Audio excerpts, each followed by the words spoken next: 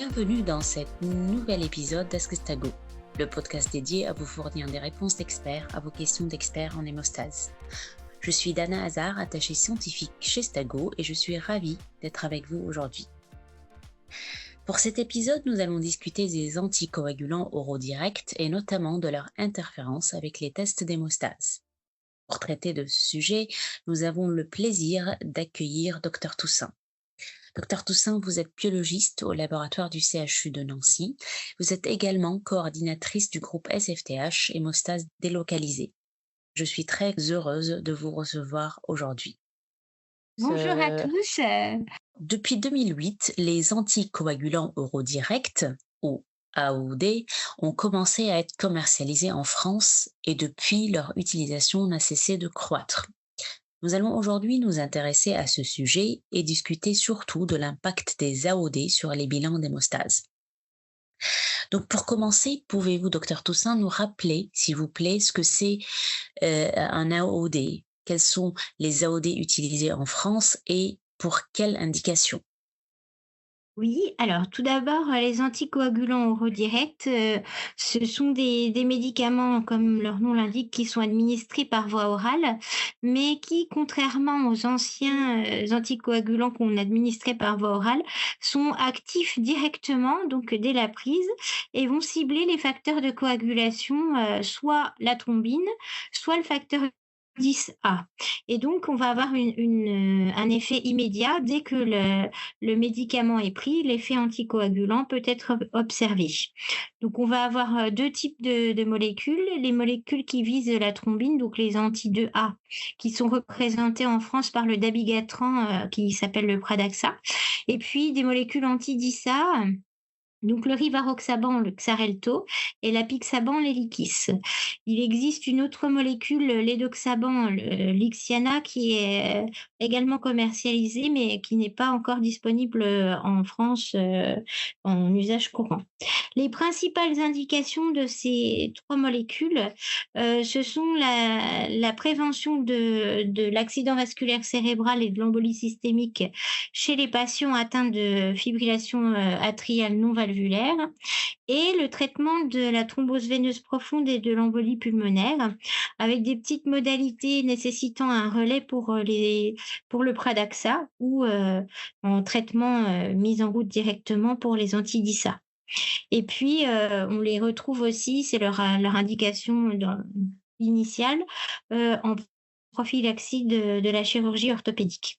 Ces 3 molécules sont désormais utilisables en pédiatrie également. Merci pour ces précisions. Il est en effet intéressant d'évoquer la population pédiatrique. Peut-être qu'on se consacrera un épisode spécifique sur l'anticoagulation chez l'enfant à l'avenir.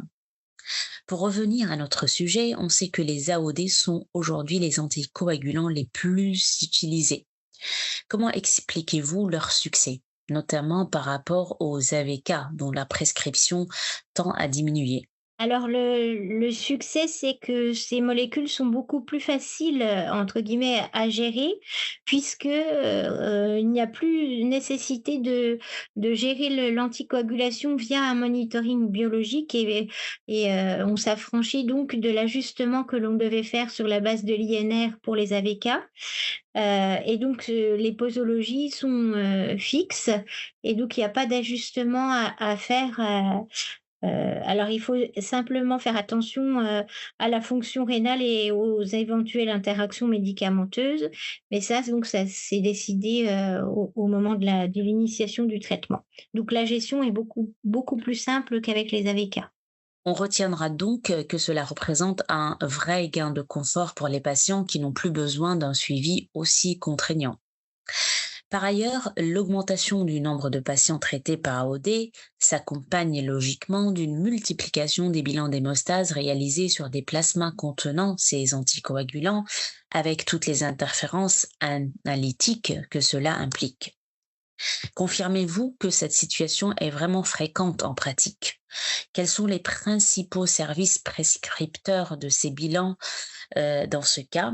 Et enfin, est-ce que c'est intéressant de distinguer les bilans de routine des explorations plus spécialisées, par exemple? Alors on a, des bilans d'hémostase en présence d'AOD, on en a de plus en plus, alors en particulier à l'hôpital. Parce que les patients, il y a un nombre croissant de patients qui sont traités par ces médicaments et donc à leur entrée à l'hôpital, alors, on a souvent un bilan d'entrée, qui inclut un bilan d'hémostase. Alors c'est compliqué parce que souvent le traitement n'est pas toujours signalé. Souvent quand c'est le patient rentre pour un geste, il va être alors si c'est un patient qui rentre en réanimation, la première chose qui va être faite, c'est d'enlever l'AOD et de faire un relais en général par de l'héparine non fractionnée. Donc le traitement qui nous est renseigné, c'est le traitement que le patient reçoit au moment où il est à l'hôpital. Mais s'il vient de prendre des AOD la veille, on aura quand même un problème d'interférence sur les tests. Donc, il y a beaucoup de bilans comme ça qui arrivent, au laboratoire à l'hôpital, pour des patients qui, reçoivent des traitements, au long cours. Les services prescripteurs, comme je viens de le dire tout à l'heure, c'est souvent, les services de réanimation puisque comme les patients arrivent, en réanimation, il faut quand même avoir une idée du bilan global, d'hémostase et où, comme ils sont passés sous héparine, il est nécessaire de monitorer l'héparine et c'est là qu'on va avoir des petits problèmes d'interférence, notamment avec les molécules qui ont une activité anti-DISA. On a aussi le service de cardiologie. Alors c'est pareil, comme, il y a beaucoup de patients qui, sont traités par AOD, et donc quand ils arrivent pour des ablations de fibrillation atriale ou des gestes, notamment de cathétérisme ou des coronarographies, on reçoit des bilans avec des AOD.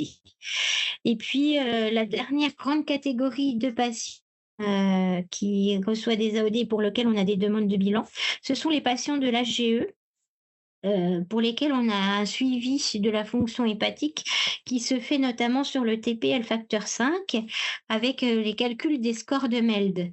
Et là encore, c'est très piégeux puisque, on va avoir des interférences, des AOD, notamment des anti-DISA directs, directement sur le TP et donc dans ce cas-là, on ne rend pas, ni de TP ni d'INR, pour permettre le calcul du score qui serait faussé puisque le résultat, finalement, il est faux. En ce qui concerne les bilans, spécialisés, Heu ça peut arriver qu'on ait des demandes pour des bilans de thrombose et là, le patient vient d'être mis sous AOD où il est au long cours, donc à la phase aiguë de la thrombose, on peut réaliser certains tests en fonction des techniques, qui sont utilisées, hein.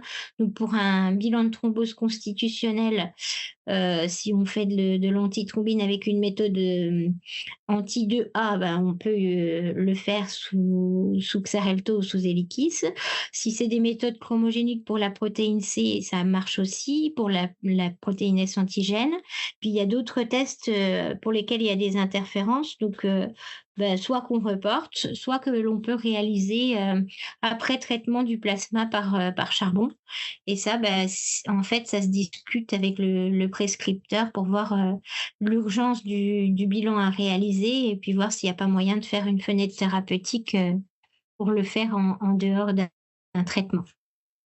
On voit bien qu'il s'agit là d'un sujet assez complexe. Dans ce contexte, est-ce qu'il existe des recommandations des sociétés savantes qui vous aident à définir la conduite à tenir dans ces différentes situations et qui pourraient, on l'imagine, également contribuer à harmoniser les pratiques entre les différents laboratoires? Alors, il existe pas mal de données sur, l'existence de ces interférences.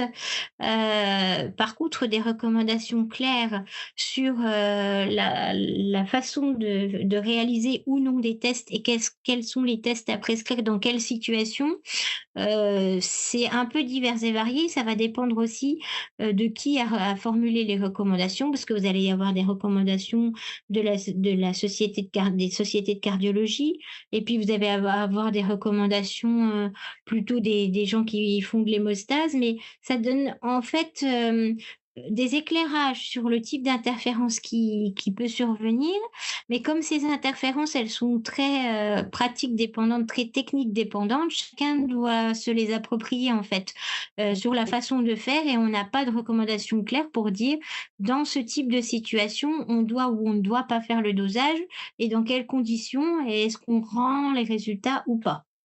D'accord, donc c'est vraiment, au cas par cas, Oui, alors à chaque laboratoire de s'approprier, voilà. ces Pour textes. Pour moi, à Nancy, en tout cas, c'est ce qu'on essaye de faire, c'est de toujours discuter au préalable avec le prescripteur de la pertinence du bilan demandé et surtout de la question qui est posée derrière. Qu'est-ce qu'on veut avoir vraiment comme information? Est-ce que, ben, le patient, il vient pour une chirurgie à risque?